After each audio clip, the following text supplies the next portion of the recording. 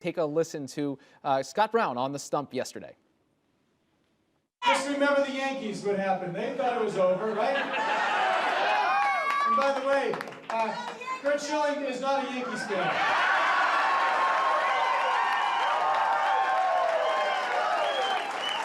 You'll be able to ask him that very question in a couple hours down the street.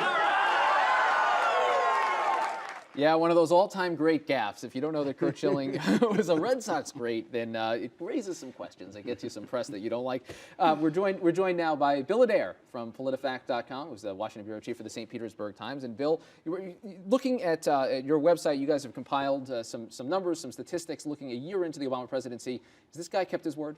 Well, he's made significant progress. What we did after the election last November was we cataloged every campaign promise he made and collected them in a feature we call 502. It's incredible. And, you know, it includes big promises like draw down the troops in Iraq and increase troops in Afghanistan to very narrow things that were targeted at specific constituencies.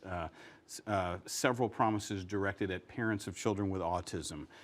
Several promises on fighting Western wildfires. I mean, as a candidate, he offered something to everybody in very specific terms. So we looked at those 502, and we spent the last month or two updating them all to rate them on our Obameter as a promise kept, promise broken, stalled, in the works. So we've rated them all, and you know, his progress, I categorize it as substantial. We've got 91 promises rated kept. We've got 33 compromise and another 275 that we've rated in the works. Now, in the works can be something where Congress has a bill in committee that may not get out, but of these, you know, there's a fair amount of progress. On the other hand, though, some of his big promises are either broken or stalled. We have a rating stalled, and so we have 14 promises broken and 87 stalled. And many of those are big ones, particularly involving transparency. That's an area the C-SPAN coverage of those conference committee hearings. Yes. It was a great campaign line, wasn't it? He talked about televising the health care discussions on C-SPAN. But also opening bills up for public comment for a certain amount of days, right? Having them online for 5 days. I think on the campaign trail, that's a great sounding line, and it really fit into his theme about changing the tone of Washington, opening things up from the way the Bush administration had operated.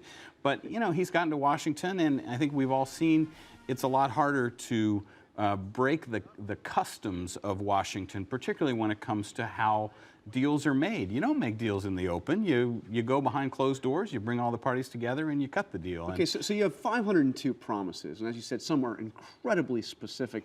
Have you been able to look back at all? I mean, how does this compare to the first years of previous presidents, you know, 43, 41? Unfortunately, we haven't, just because of resources that we've had to focus our staff on the here and now. So we don't have a good comparison. I hope going forward we will. But it seems clear that this was a candidate who made many more promises. Absolutely. Many more specific promises. Absolutely. And our theory on that is that as someone relatively new to politics who hadn't been in the U.S. Senate a relatively short time, he felt he needed to offer specifics, particularly during the primary. Right. We found several promises that were clearly targeted at Senator Clinton to distinguish himself from Senator Clinton. For instance, the televising healthcare negotiations was a way to say, hey, I'm not going to be like Hillary after the way that she had run the healthcare reform effort in 1993, and I'm going to open it up to everybody. Well, he hasn't. And Bill, quickly, some of the things that liberals have glommed onto, the fact that Don't Ask, Don't Tell hasn't been repealed, Guantanamo Bay is still open. Where are those promises broken, or are those in the works? In the case of Guantanamo Bay, we have that rated as an in the works. He has made progress on that. They have moved a lot of the detainees to other countries.